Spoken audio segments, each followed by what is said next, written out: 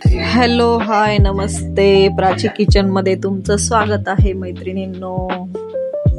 मग काय मैत्रिणींनो, पावसाळ्याचे दिवस चालू आहेत, सर्दी होते, तोंडाची चव जाते, त्याच्यासाठी आपण ठेचा बनवणार आहेत. झणझणीत असा छान तोंडाची चव येणारा ठेचा बनवणार आहेत. बघा, आता मी मिरची तव्यामध्ये टाकलेली आहे.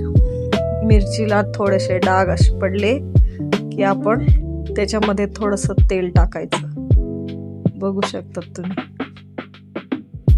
मी इथे 10-12 मिरच्या घेतलेल्या आहेत. एवढ्या त्याला थोडे असे चटकल्या, थोड्याशा अशा डाग पडेपर्यंत चांगल्या भाजायच्या. त्याच्यामध्ये तेल टाकायचं.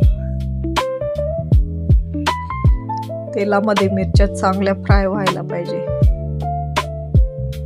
मिरची जेवढी भाजली गेली का तेवढी त्याची टेस्ट छान येते मिरचीची. त्याच्यामध्ये मी लसूण टाकते. लसूण तेलामध्ये फ्राय करून घ्यायचे. त्याच्यात टाकायचे शेंगदाणे पण छान तेलात असे फ्राय झाले की खूप छान लागतात ठेच्यामध्ये. आता टोमॅटो टाकणारे, ते पण चांगले असे मऊ होईपर्यंत चांगले आपण फ्राय करून घेऊ.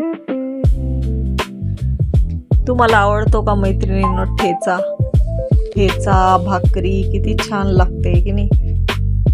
तोंडाची चवच येते एकदम.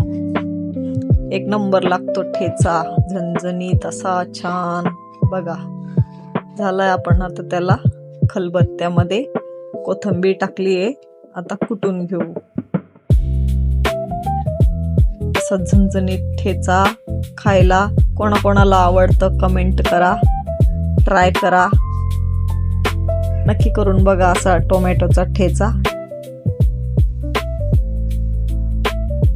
आवडल्यास लाईक, शेअर, सबस्क्राईब करा.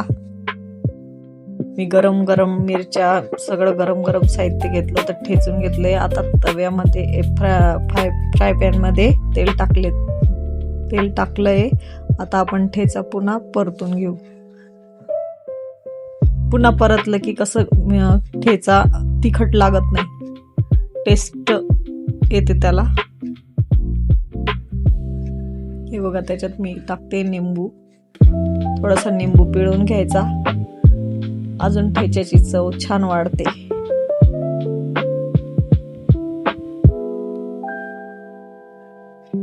तेल सुटेपर्यंत छान असं परतून घ्यायचा ठेचा.